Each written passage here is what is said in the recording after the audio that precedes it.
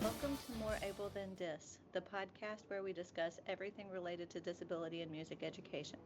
More Able Than Dis is sponsored by the Music Department at Georgia College and State University, Georgia's designated public liberal arts university.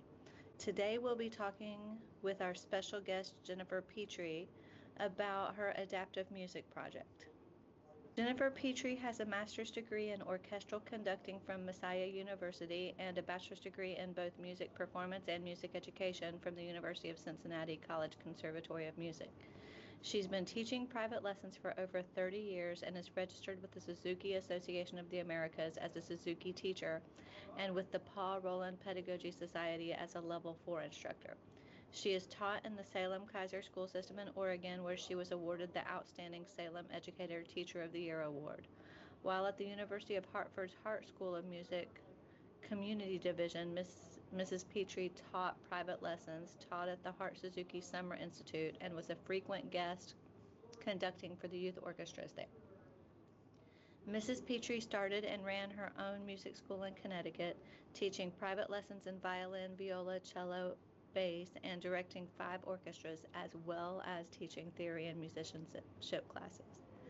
She put together and conducted a community symphony orchestra and ran a chamber music camp in the summers.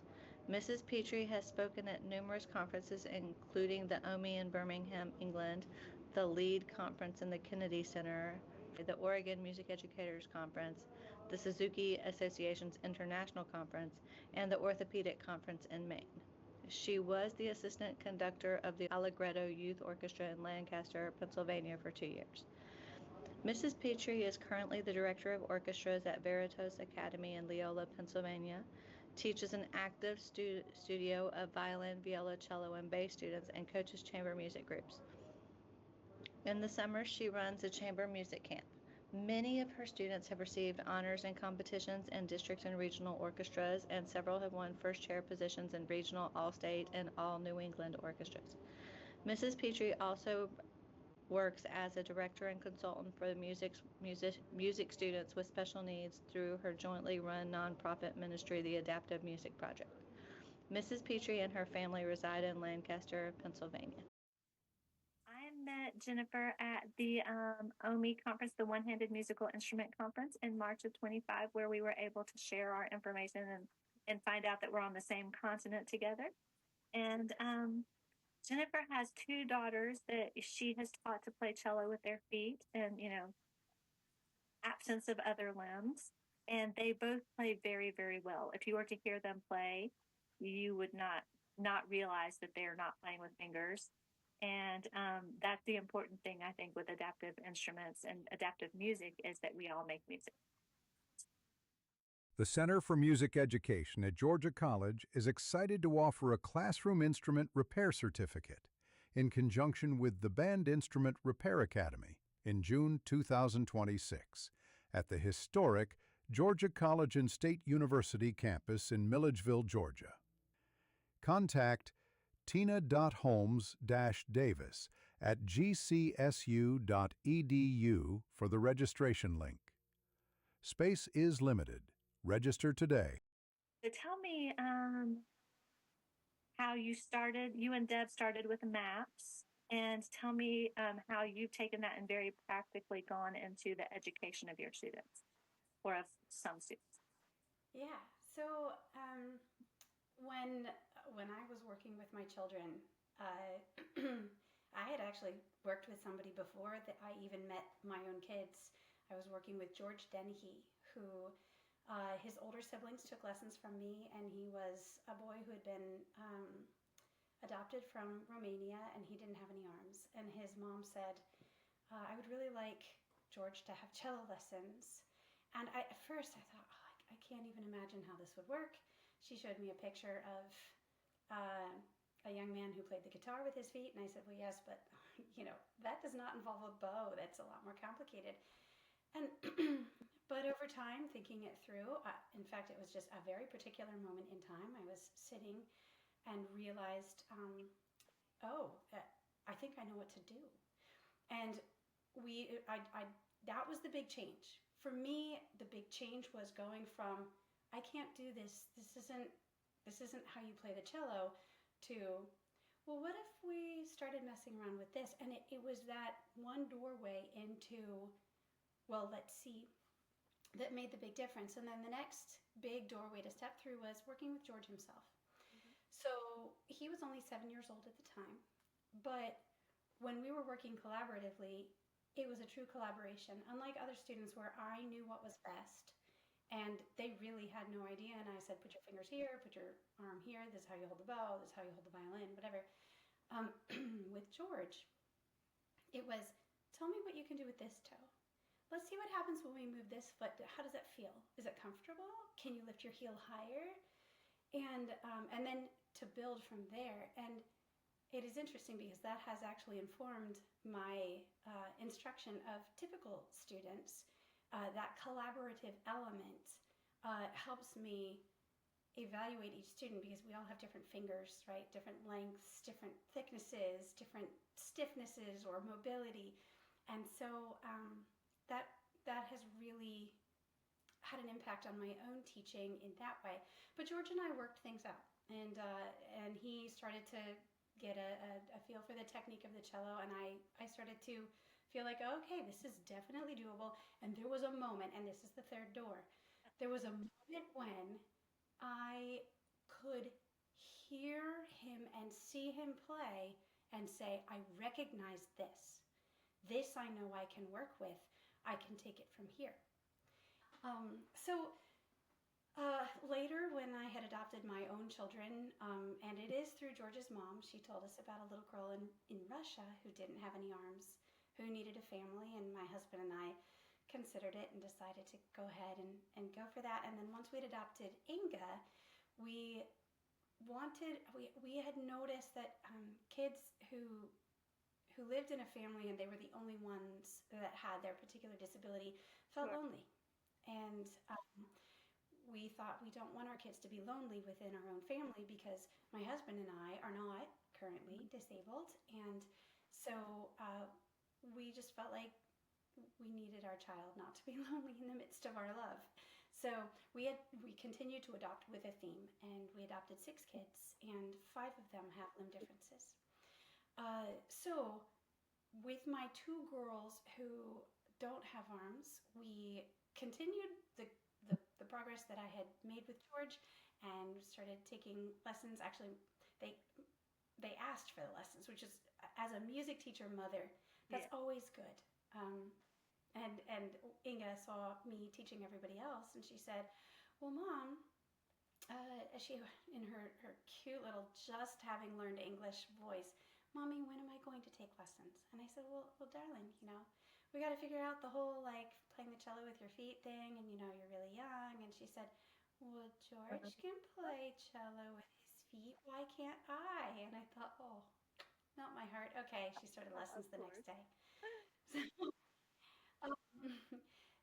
So I worked with my own kids, and because I knew what they were capable of, because I had experienced working with George, and because they were my own children, and because I'm a music teacher, I had a vision for them where behind every student I teach, I see who they could be by the time they graduate high school. As a senior, auditioning for, Indiana or Berlin or wherever, what does this kid look like, and how can I get from here to there? That is how I viewed my own children. It never occurred to me to think anything different. So when you have kids with limb differences, there are certain groups that you can get together with that involve other kids with limb differences, so that these children, who mostly are the only ones in their family, can have some sort of connection with other people and not feel so lonely, and encourage each other, and the parents can encourage each other. And it's a really joyful, wonderful thing. And they would have, as part of their event, a showcase. and kids would show off whatever they'd been working on, it dance or music or recitation, whatever it might be.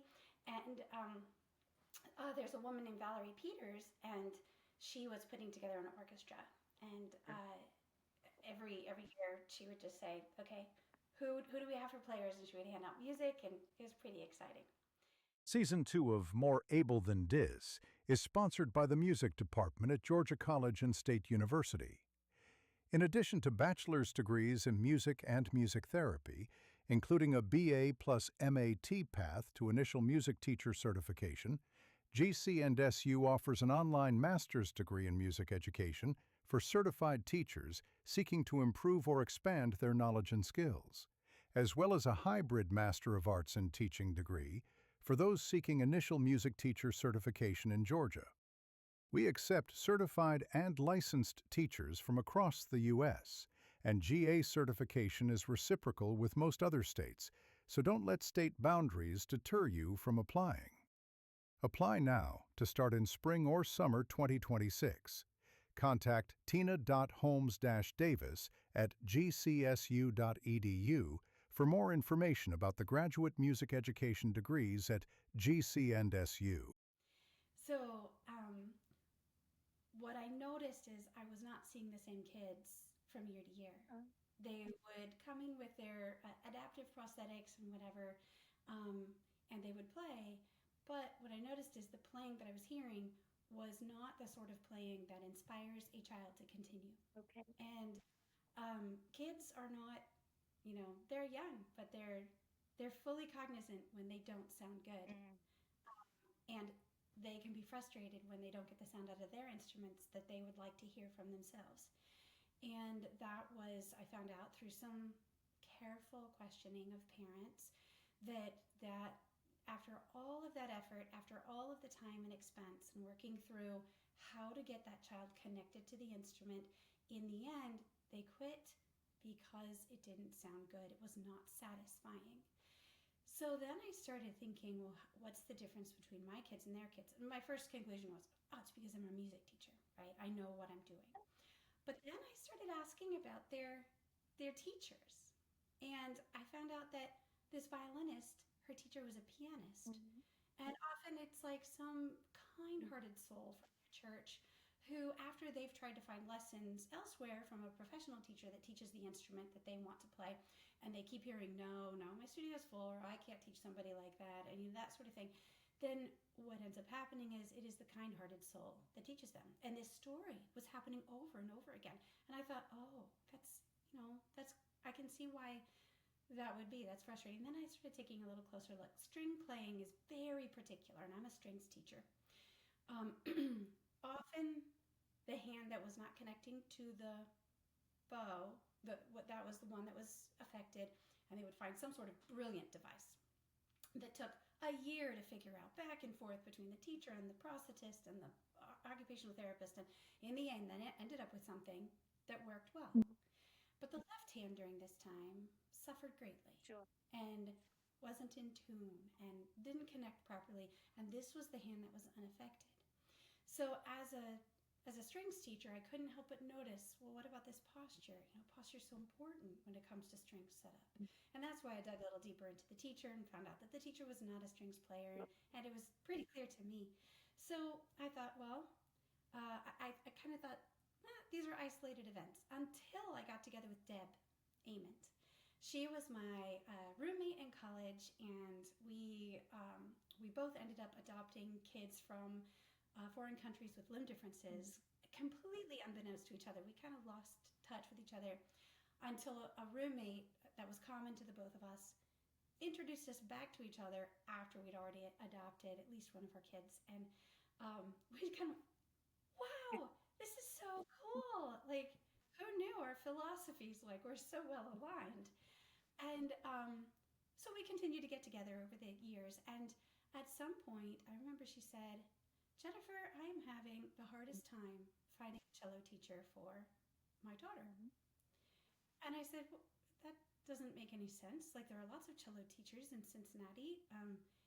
We know a lot of them ourselves. We went to the University of Cincinnati together. We're connected with people. and I said, have you tried this in person and that person? And it always, the studio was full, or they didn't feel comfortable, or they weren't experienced enough. And that is one of the things that I remember my friend Sharon, who is George's mom, saying to me, will you teach George? And I said, no, I'm not qualified. And she said, nobody is. And I couldn't argue with that. And that's why I said yes, because, there's no backing out. She's looking right at you, and I taught her other kids, so we already had a connection. So Deb didn't have that connection for her daughter.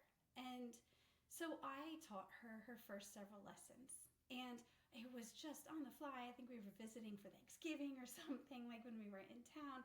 And you probably saw in the OMI presentation that we had, there was a picture of Allie playing the cello, and Deb is literally holding the cello up for her daughter to be able to reach it. And what I found out later is she continued to practice the things that I'd given her, and I laid out the practice log for her, and I said, okay, practice this until you can get a teacher. And then we realized, every time I came to Cincinnati, which was not that often, I would give her her next lesson, or I would talk over the phone, or whatever. And Allie got to the point where she could play well enough that a teacher that they had asked could see that third door. I recognize that. I know where to take you from here. And you'll have to ask Deb for more accurate presentation of this, but I believe that teacher was not primarily a cellist. And I thought, I recognize this story. The difference is that I kept connecting and saying, what about this posture? And then they were connected with May We Help, which is a group of volunteers in Cincinnati, many of them engineers, who built a cello stand for Allie. And just like they built a cello stand for my daughters. And then Allie got to the point where she could play well enough that another teacher who was very, very good was able to look at Allie and say, I recognize where you are, and then take her to whole new heights of playing and skill. So you asked, where did the maps come in? So Deb and I realized that we were not alone in our thoughts on this, that other kids, other than our children, should benefit from having music lessons. And we could perhaps provide that way. So we started the Adaptive Music Camp, and the goal of the camp was to help students connect to the instrument, to go through that door number one ourselves, because we knew we could do it and we were comfortable with it, and to go through door number two ourselves, and to create door number three for other teachers wherever their home was. Kids came from all over the place. To create a location, or to create a playing quality, a skill set, a level, a setup, we will say. A setup that another professional teacher could look at and say, I recognize that and I can take you from here. And we found that there was a fourth element, and that was that teachers needed to feel confident, and in order to feel confident, they needed to have access to outside assistance. So what Allie's teacher said is, I'm willing to take her on as a student if you will agree to work to be in touch with me as a consultant if I have any questions. And I said, absolutely. And she never once called me. She didn't need to. But I think you almost need that security blanket in order to move forward and realize that you can create this collaborative structure with your student and go so much farther than you ever knew you were capable of as a teacher, because that student is capable of so much as a musician. Yeah. And the other element to this is that I have found is that understanding that students can play all the way. They can go all the way. And if you have that expectation, nobody knows any better. So the parent will believe you, the kid will believe you. But if you enter in that student-teacher relationship with, well, we'll see how far we get, that kills it right there. You're already planning for failure. Yeah. So to the maps, which is, I realize the question you asked, and I needed to lay that background. Deb, I was focused on what was actually happening in front of my face. Like, how do I get this kid to the point where we can convince a teacher to walk through door number 3? Um, Deb saw what was going on from a bigger picture because she was not heavily involved in the teaching itself. She was more organizing, and she's a pianist, but she is also very much at heart somebody who likes to organize and prepare information for others. And I've seen this over and over again in our friendship over the years.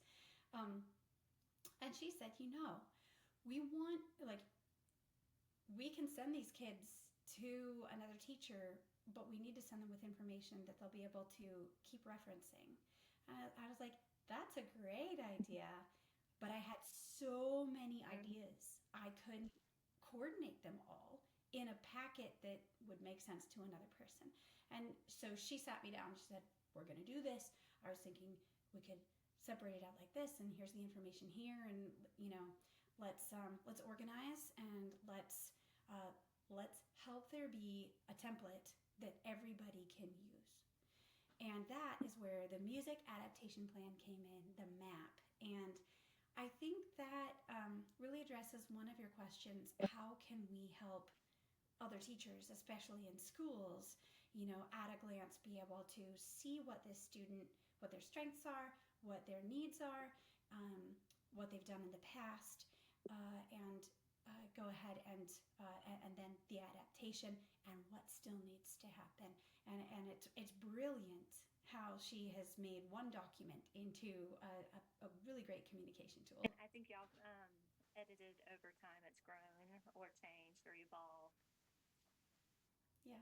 Yeah, because I do love so far about both of you that, I've talked in the past about the process versus the product, and that some of our students, the process is what they're there for. Some of our students may not ever achieve that product that we would consider a high quality product, but your students do, and with their feet. And by the way, that was amazing to watch. So, because your brain tells you should see one thing, and then what you see is something different, but it sounds beautiful. Thank you. And good. So I do have some questions. I remember at the OMI conference you were talking about the bow grip for the foot. So did George use the same bow grip that your daughters did, or was that very personal to each student? It was very personal to each kid, actually. George, I think, just held the bow Standard with bow? his foot. Yes, I did. Oh, I remember what we did. Sorry, this is way back. I took a frog from another cello bow, just the frog. I clipped off the hair, but I left about this much left. I wrapped that hair in tape so it became stiffer, and then I put that frog upside down on top of the bow, over top of the actual frog of the bow, and then I used masking tape or some such thing to attach it. And then George could fit his foot inside of that like this, and then so here's the bow, and then he could play. And that's how we got him to be able to do spiccato in particular. And with your daughters, did you use the same setup, or did you have? So I did it first with Inga, my first child. Yes, we did, and she really liked it.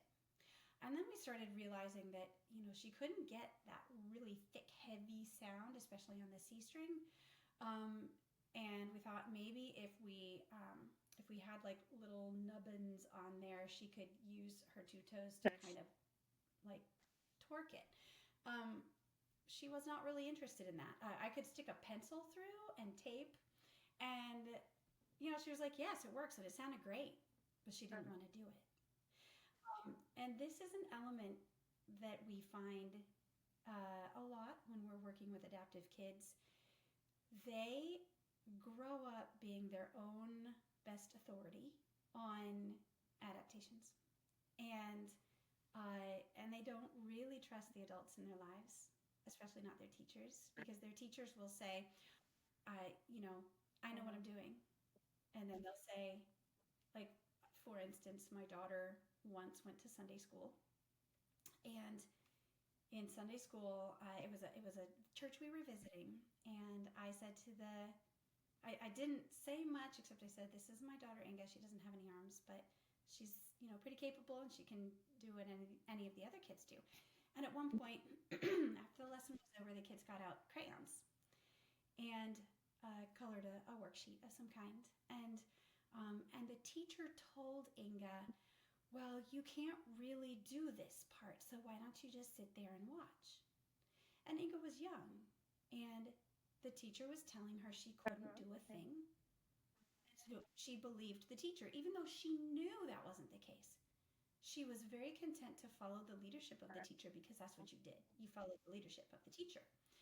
And so when I came back to collect her, I noticed all the kids were busy coloring. "Look, Mom, I did this and that." And Inga's just sitting there, cross-legged. And I said, "Oh, Inga, where's yours?" "Oh, I can't color," she told me. I was like, "Oh, you do all the time, and don't?" She said, and she said, "Well, the teacher said I couldn't color." And I said, "Well, did you tell the teacher you could?" And no, because she told me that I couldn't. You mean I could? Can't Like, in terms of permission, not can't in terms of ability. so at that's when we realized we needed to teach our kids to advocate for themselves.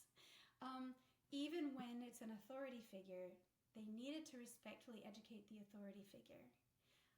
And that's a tricky line for a It is. 7-year-old. So what happens is kids are told that they can't do things and they're wrong, or they're told, "Well, try it this way, or use this special device, or use these scissors." One of my pet peeves is those scissors that are meant for like weak hands or whatever, and they're the adaptive scissors, and they like even if an adult tried to get them to cut, they couldn't because they're also safety scissors and they're not sharp at all. And I remember our school, one of the supplies was scissors, and I went and I bought Fiskars scissors, and they are very sharp. But need that if you're going to cut scissors with if you're going to cut with your feet, you need that edge to be sharp enough that it can be okay if you like wobble and angle it different or whatever. And the kindergarten teacher was horrified that I did this. And I had to talk about, okay, that there's safety, but also you're never going, my child will never be able to cut this paper. And my kids came back with all sorts of beautifully done, beautifully cut pieces of paper because they could use their Fiskars scissors. So in the end, kids are learning, for years and years and years before they get to me, before they get to their musical instrument, that the authority figure is not really somebody they can trust to really understand their own disability and what needs to be done and their own adaptations. And that's really important when you're working with a child, to recognize that authority that they have, that expertise that they have, and the understanding that you may be the authority on string playing and teaching, but they are the authority on themselves. So the other thing, though, is there is a balance. They do need to be told that, well, this is the way a thing is played, and you do, like, there has to be that balance in there. And I find that part just really enjoyable to find and to navigate while I'm teaching a kid how to play something. A special thanks to Zildjian Cymbals for their support of the Center for Music Education at Georgia College. The Zildjian Company has been synonymous with setting the standard for the development and manufacture of high-performance musical instruments since 1623. As the world's leading maker of cymbals, drumsticks, and percussion mallets, Zildjian products are sold across the globe under the Zildjian, Vic Firth, and Balter brands, and are the standard to which all other cymbals, drumsticks, and mallets are measured. I think that what I have found is that teachers who would qualify as able teachers can't imagine, or able people in general actually can't imagine the life experience of somebody who doesn't have arms or who can't use an arm or whatever the disability is. And so, for instance, I play the one-handed clarinet that Peter Worrell built, and I play the right-handed clarinet because that's the hand that works. There's a child in California who plays the left-handed clarinet because he's got an incomplete right arm. And several years ago now, his private lessons teacher contacted me to get information on how to teach him this, adaptive instrument because she plays with both hands. But in my conversation with her, and I really am appreciative to her that she was willing to try to do this thing. She was more concerned about the differences, the limitations of the one-handed instrument, and things like that. And so, from her perspective, she could put down the one-handed instrument and pick up the two-handed instrument, and she could play in this way that felt comfortable to her. But it was almost impossible for her to wrap her head around the facts that for me and for her student, there was no option except this instrument, despite its limitations. Yes, I could see that. I think with a lot of the string playing that we do, because we don't have all the pads and the different keys that we have to worry about, I think it does end up being a little bit more straightforward. It is interesting because Rachel Wolfson from the OMI One-Handed Musical Instrument Trust, she has said to me multiple times, I don't know how you teach strings. I just can't. I can't imagine it. I can't wrap my head around that. That just seems so complex. And I think, I don't know how you teach winds. Like, to me, that seems complex. I'm like, brass, yes. Piano, yes. And strings, yes. But woodwinds, it's just... I think there's a lot of it. I do remember the question you asked. It was about the bow hold. So Inga was not willing to adjust her bow hold. She did not want anything added. No, this is good enough. This works for me. And I respected that.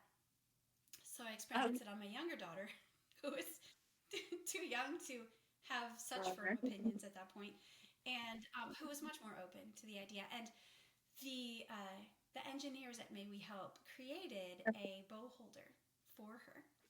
And this is something that could snap onto the bow, and had an angled, basically the pencil idea that we had pulled together. And we experimented with, how high or low it needed to be, what the angle needed to be, how then, then they had the thing that went up and then over the foot so you could kind of lean into it. But it was made out of rubber instead of, somebody's leftover horsehair on an old bow. And we just went back and forth with all these iterations until we found the perfect one, right? The one that Lena loved. And she used it, and it was so successful. She could go all the way to the tip. She could dig in at the tip. She could do spiccato. She could do all these things.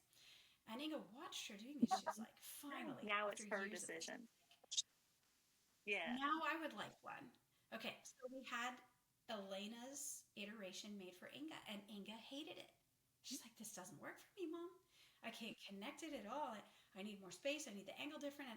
And we then went through that whole process of adjusting all the different adjustables with Inga until we found what worked for Inga. And I think this comes to a point that I like to get out there, which is our students have special needs because they are special. You cannot group them together. You cannot put them in a classroom and stand at the front and say, this is information that applies to everybody. I mean, there is that, right? There's theory. But when it comes to the actual practicality of how you play, just because two people are missing their arms starting here doesn't mean that they're going to have the same solution that works well for them. And in the case of the girls, their feet were different. And with hands, we have these long fingers, and we can sort of adjust, right? Because we've got a lot to work with lengthwise. But with toes, the distance is so much shorter that we have to work with the length. And because of that, the impact of the difference of each toe configuration is so much greater, enough that you might have a completely different device for two people playing the cello with their feet. So when you're talking about the toe specifically, how do you promote toe independence for them to be able to play the strings? Yes, this is what I heard you talking about on one of your other podcasts with somebody, and she said, how do you get them to do that with their toes? So actually, the way one goes about learning how to play with their feet is exactly the way you go about learning to play with your fingers. And this is, well, not exactly, but close. This is kind of where you want a teacher teaching your child with adaptive needs who really knows what they're doing. Because there are plenty of teachers out there who mean well, but maybe they're not quite so precise about the placement of the left hand, and maybe they don't go through all of those tapping exercises that we do. For you string players out there, Sevchik, need I say more? He obsessively wrote book after book after book, each book totally dedicated to one element of skill development, and it's wonderful. And that is what it takes to play the instrument well. So what we did is we did toe exercises in the same way, and at first we started off of the cello, just on the floor, and I would have them lift one toe at a time. Now that's really hard to do, especially this toe. And by the way, you have 5 toes, right? So then fingering, like the finger numbers, this is 1. Let me see, wait. Okay, 1, so it's backwards. 1, 2, and then there's this toe in the middle that we called X because it doesn't have a correlation with hands. And then 3, and then 4 is the big toe. Big toe. Right, okay, 1, 2, X, 3, 4. And lifting each one at a time. Now, this is hard, right? So then I would hold, just like I do with my kids with hands, you just hold down the other finger, and you help at first, you assist. And the moment you feel just a slightest little twitch from the student helping out, you go, you're doing it. that incremental encouragement, like you can do this. If you can do that, you can make it go higher. Can you reach my finger? Keep trying. You can get there. I know you can get there. Come on. Oh, go. You got there. That's what we would do with a kid with hands too, right? Dr. Suzuki said that break it down into small components. If that doesn't work, break it down into smaller components. And that's why he was able to say with such confidence, every child can learn, or every person can learn how to play a musical instrument. And I am trained in Suzuki, and I just took that and went to the next level with it. So through that toe independence, we called it toe tapping. It is annoying. My children hated it. We did it every day, and that is what got them their independence. I think, and I don't have any way to know otherwise, but I think it made them more independent in their regular everyday skills. Transfer, yes. Just their activities of You daily sounded living when you were as doing well. the toe tapping and the encouragement like my occupational therapist when I was relearning to use this hand. I think that's the way that we train things that don't work. And that brings me to something that I am really starting to get passionate about. Yeah. And that is motivation. So we can have grand thoughts and plans and ideas. I can look at somebody who wants to play the cello with their feet, and I can say, I know exactly how to get you where you want to go. But the question is, do they really want to go there? Because when they're little, they don't realize the sort of effort that it takes. The parents don't either, quite honestly. And it's a good thing. We enjoy, we celebrate the small successes. And then when we look back over the years, we go, wow, that was a lot. That took a lot. And I think it is sometimes why, even when my own children were taking music lessons, at some times I would like, I know how much is still left to go. And that, sometimes I wish that I did not have that knowledge in my head and I could just happily pursue each day as it came and not think about like how much further we had to go. But the music teacher in the school setting in particular, I teach orchestra at a K through 12 school, and I teach 4 through 12 Wow. 5 different orchestras. And when we first start out, it is all about the posture and the incremental stuff, and then it starts, as long as the student is practicing daily, which is key. That daily practice is key, and I I say it to all of my students. It doesn't matter if the person has Down syndrome or if the person is missing their arms. It doesn't matter. You're going nowhere unless you're practicing every day. And that's just standard music teacher Yes. lore, and it is true. But to get them from fourth grade or third grade to that 12th grade senior that can play anything and is just on top of the world, um, you need to provide that motivation for them. And it starts with believing that they can do it, seeing where they could head and aiming for that, and telling the parent and the child that they're aiming for that, and believing it. But it also requires all the things that go along with the typical kid. So, Mhm. being in a group, when you're playing with your peers, you're usually, for most kids, having a lot more fun. And when you have activities that you can do, like a little tour or a competition or a retreat or a workshop or composition day or improv, like these are such fun things. The music that you play. And I find that students with these disabilities, what I call the adaptive player, are often excluded from these motivational elements of learning how to play an instrument. And it can really like crush a young musician's progress. So that is one of my passions, is talking to other teachers and kind of opening their minds to what's possible, first and foremost, and secondly, opening their minds to that inclusive sense of belonging that every child deserves to have.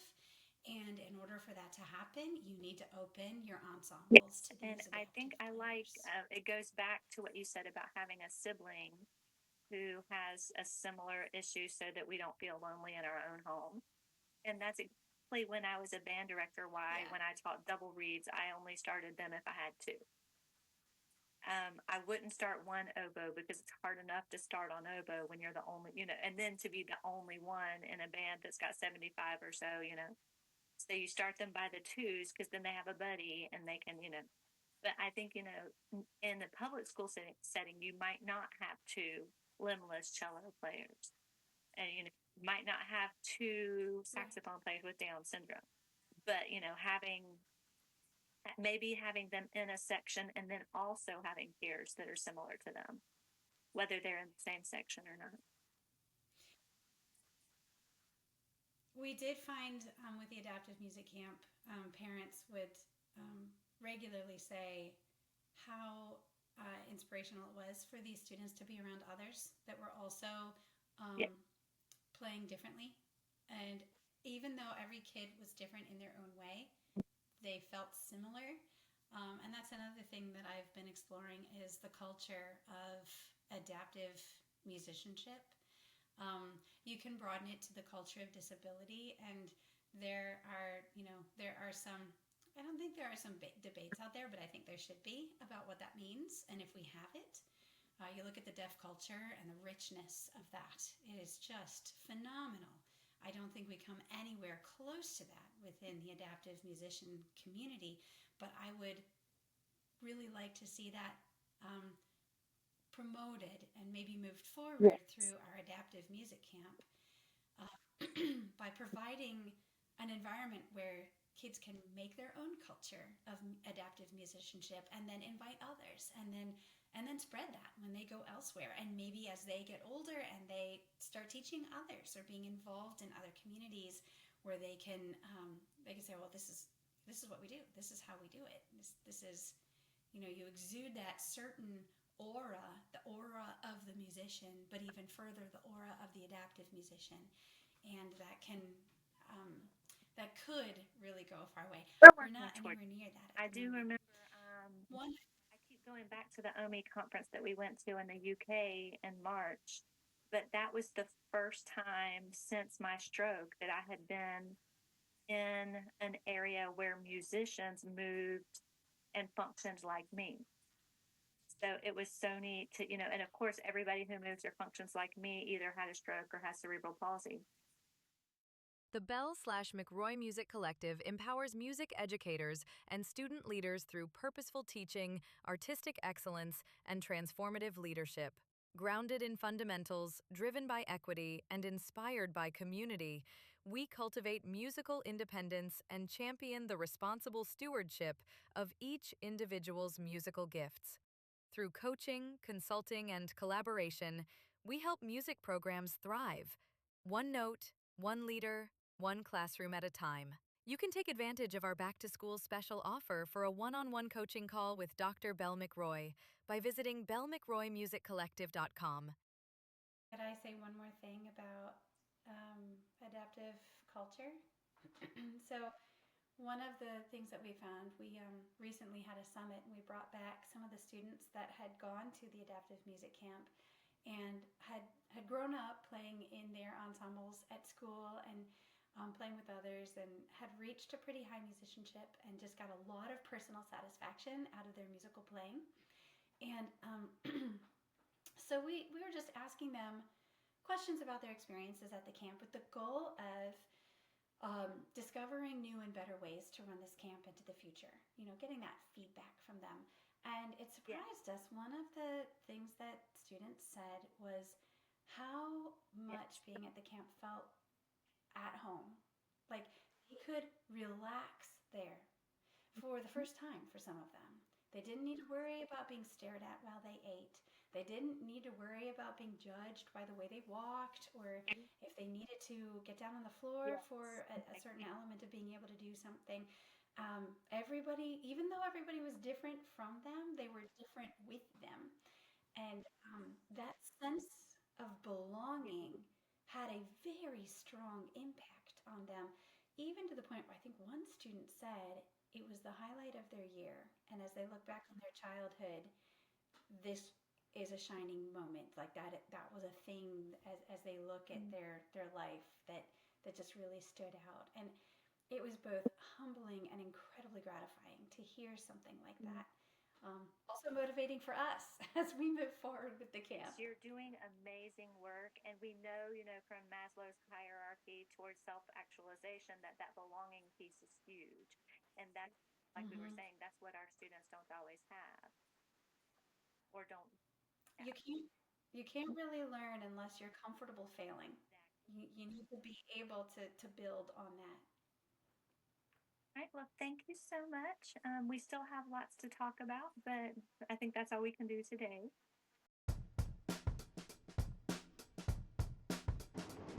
This brings us to the end of our episode. Thank you to Jennifer Petry for joining us today. We hope you feel inspired, equipped, and ready to work with the disabled musicians in your community. If you learned something here, please like and subscribe to our show to get notifications of new episodes. Until then, this is Dr. Tina Holmes Davis reminding you that small efforts create meaningful results. This podcast was created and recorded by Dr. Tina Holmes Davis. It was edited and produced by Landon Frazier. Music composed and performed by Brent MacDonald. More Able Than Dis is an initiative of the Centre for Music Education at Georgia College.